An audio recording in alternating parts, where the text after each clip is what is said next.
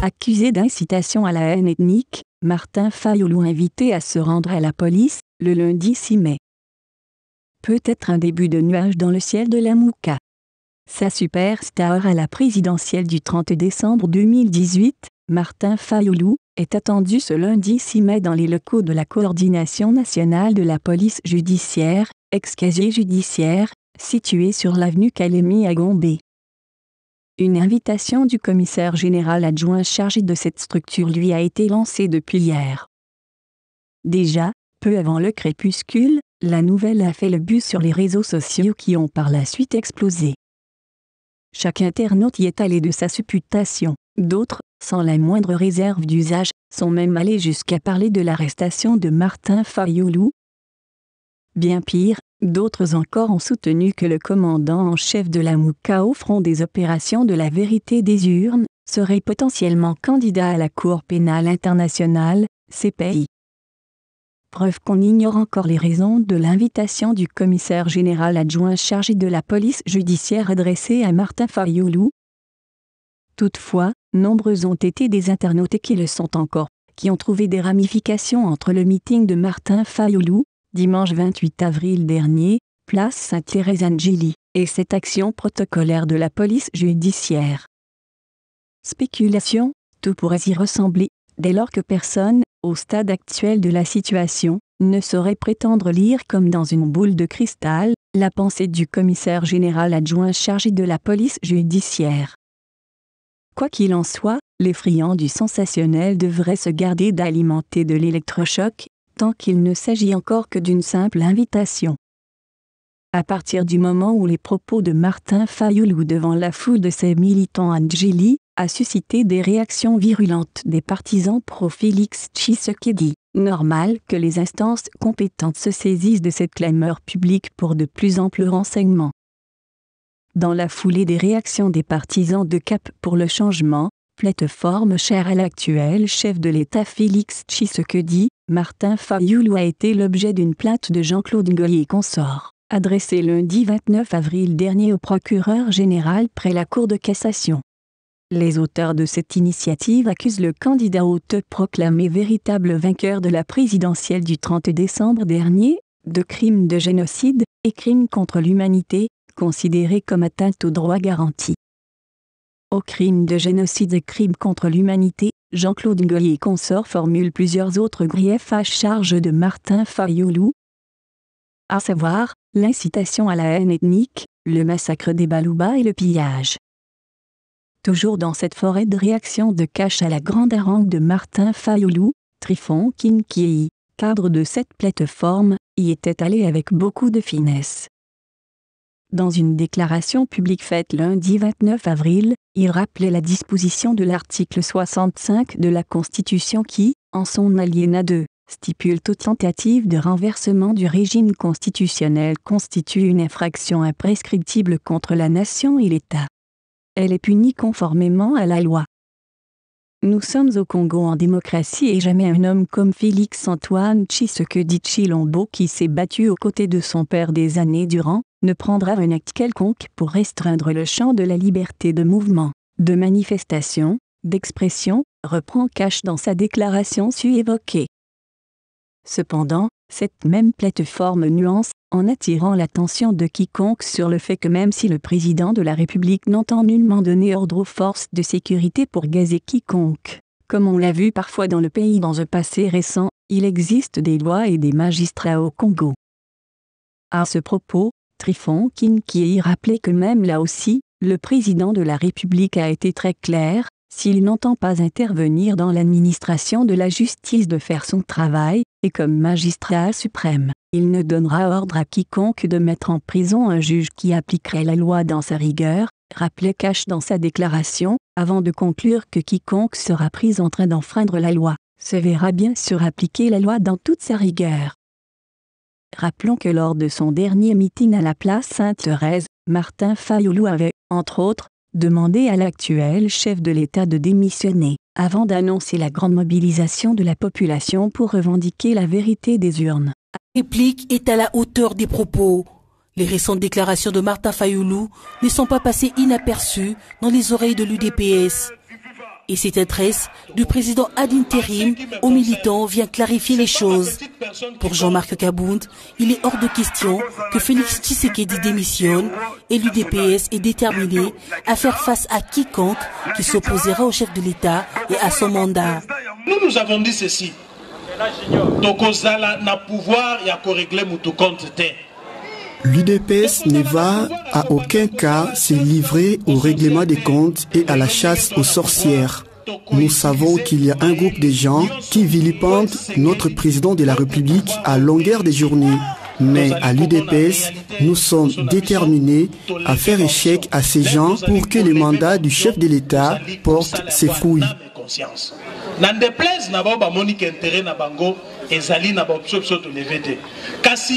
Ce qui peuple azali komi retrouver na ba option na biswana, le reste eza makele la simamutuka, biso tozali ko avancer. Autre sujet qui a marqué cet échange, c'est le partenariat FCC Cash qui fait couler beaucoup d'encre et salive. D'après Jean-Marc Kabound, face à la nouvelle configuration de forces politiques issues des élections législatives, une coalition avec le FCC est indispensable pour sauver la démocratie. Nazali ko ebisa bino boye. La réalité politique actuelle nous oblige à coaliser avec le FCC. Nous avions remporté la présidence de la République. Notre camp a recueilli beaucoup de sièges au législatif national. Le FCC et le CASH ont levé l'option de travailler ensemble pour sauver la démocratie et au bien-être de la population, comme qui dirait, le peuple d'abord. Cette matinée politique a été ponctuée par la présence du ministre de la Communication du Congo-Brazzaville, Alain Akwala.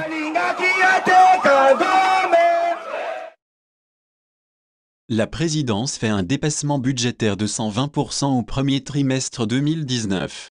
Dans le cadre du monitoring citoyen de l'exécution du budget 2019, l'Observatoire de la dépense publique, ODE, s'est attelé à évaluer le niveau de paiement des dépenses de l'État de la période allant de janvier à mars 2019. L'analyse de l'ODEP a porté sur le respect de la chaîne de la dépense, l'engagement, liquidation, ordonnancement et paiement. Les conclusions de cette analyse ont été publiées dans son bulletin d'information du 28 avril 2019. L'exécution du budget 2019 pendant la période de janvier-mars est caractérisée par un déficit budgétaire de 151,1 millions de dollars américains et pourrait être plus élevé, d'autant plus que les dépenses publiques ont été payées à hauteur de 42,46% au premier trimestre 2019. L'absence de source de financement des prévisions établies, des dépassements habituels des prévisions votées, et dont les sources de financement sont clairement indiquées. À titre d'exemple, les dépenses de fonctionnement de la présidence de la République ont connu un dépassement de 120% entre janvier et mars 2019. L'ODE enseigne par ailleurs que plus de 75% des dépenses publiques ont été exécutées en procédure d'urgence. C'est le cas du programme d'urgence de 100 jours du chef de l'État, qui est extra-budgétaire. L'inspecteur général des FARDC, le général John Numbi, a ordonné hier jeudi 2 mai à tous les services de sécurité non apparents de quitter la frontière de Kasumbalesa. Cela concerne notamment l'ANR, la DEMIAP et la police des frontières.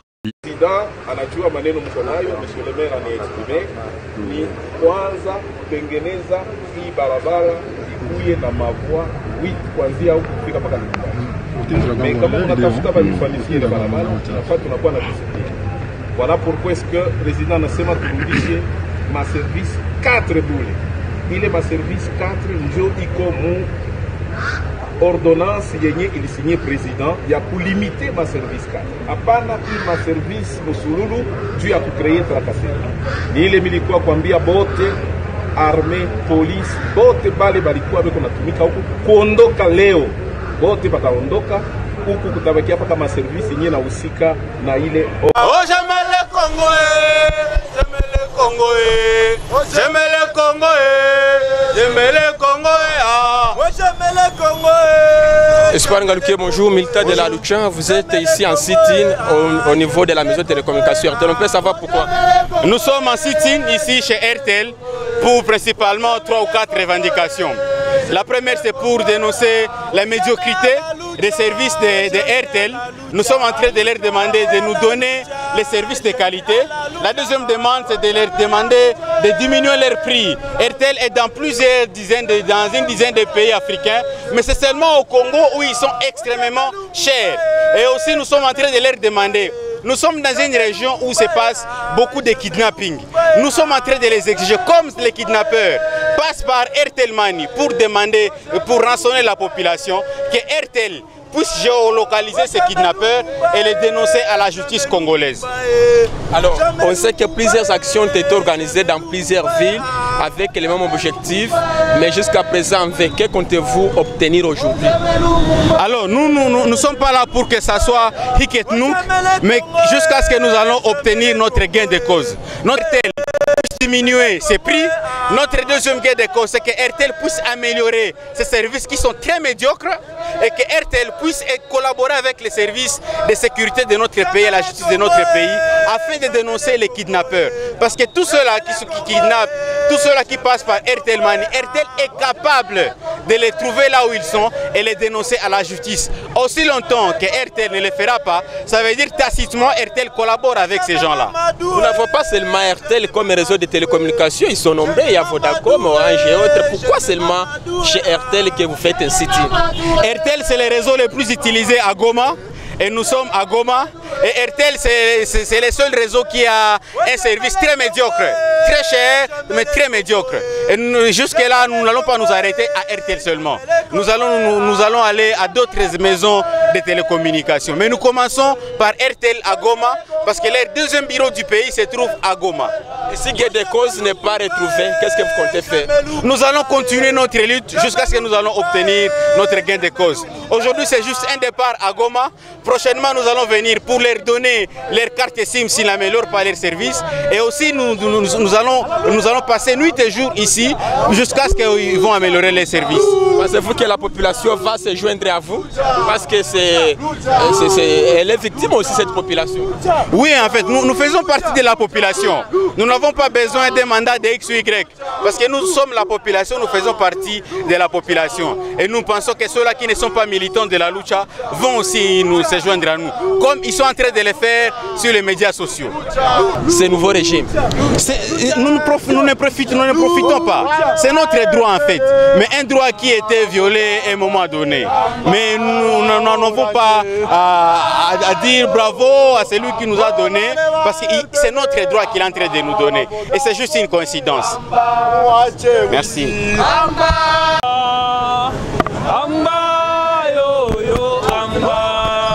Ici au bureau du RTL parce que nous voulons exiger que cette entreprise puisse réduire le prix de ses services. Maintenant, il y a beaucoup d'États. Nous avons vu combien de fois nous sommes surfacturés et nous sommes venus dénoncer cette surfacturation de la maison RTL. Nous sommes également ici parce que lorsque nous faisons les transferts RTL Money, nous sommes doublement facturés. Donc quand tu fais les transferts, quand tu reçois ou même quand tu envoies, il y a toujours un montant que tu payes. Et nous voulons que cela puisse cesser.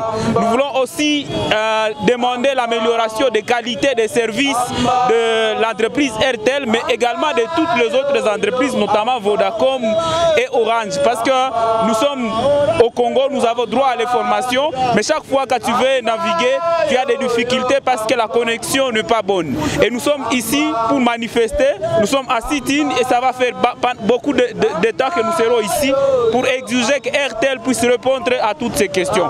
Mais également, il y a la question de la sécurité parce qu'il y a beaucoup de kidnapping ici au Nord Kivu et souvent ceux qui kidnappent utilisent les numéros RTL.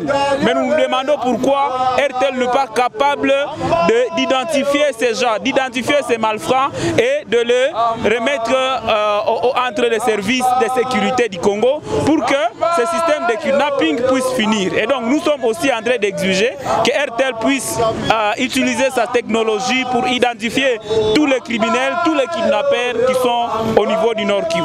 Comptez-vous passer combien de jours ici devant les installations d'RTL? Alors aujourd'hui, c'est d'abord un sit-in de quelques heures que nous allons faire parce que nous avons organisé beaucoup d'autres actions. Dans d'autres villes, il y a des sections de la lucha qui ont organisé les mêmes manifestations. Et aujourd'hui, nous nous disons à Goma, nous avons aussi les mêmes problèmes. Alors nous voulons interpeller RTL pour que nous puissions avoir des réponses à nos questions. Et si RTL ne répond pas, ce que nous allons faire, c'est des actions au niveau national. Nous allons organiser des manifestations au même moment dans toutes les villes où la lucha est représentée.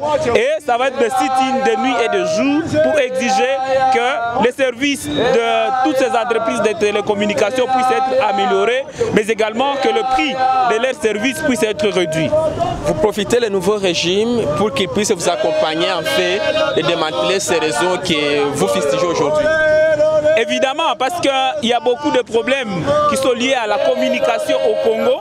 Et aujourd'hui, nous pensons que comme nous avons un nouveau régime, ce régime peut fixer une nouvelle manière il peut avoir une nouvelle manière de fixer les prix. Parce que nous savons qu'il y a la collaboration de l'État lorsqu'on parle de la fixation du prix. Et nous voulons que l'État aussi puisse écouter ces messages afin que le prix puisse être fixé conformément au niveau de vie de la population, parce qu'au Congo, ce sont les jeunes qui utilisent les réseaux sociaux, ce sont les jeunes qui utilisent l'internet, ce sont les jeunes qui utilisent les téléphones. Et donc il faut que ces jeunes qui n'ont même pas de travail puissent aussi avoir accès à la technologie. Et donc c'est pour ça que nous sommes réunis à ces lieux, pour que nous puissions trouver des causes à toutes ces revendications.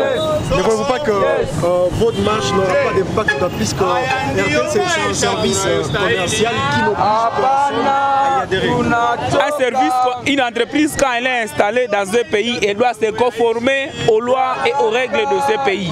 Elle doit se conformer au social des citoyens. Et aujourd'hui au Congo, nous sommes devant une population, en tout cas pauvre, à la majorité. Et donc RTL ne peut pas fixer son prix au-delà de la capacité des citoyens. Mais également la qualité de ces services.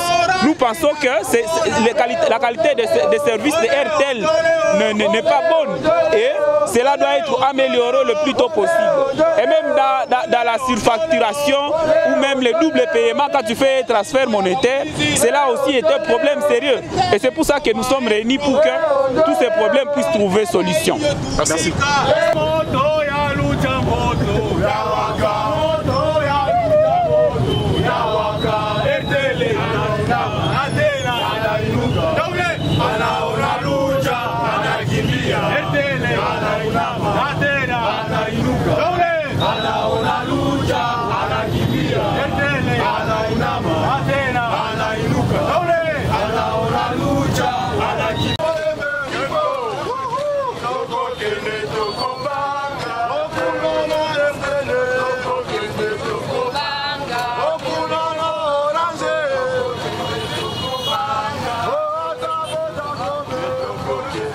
Go back.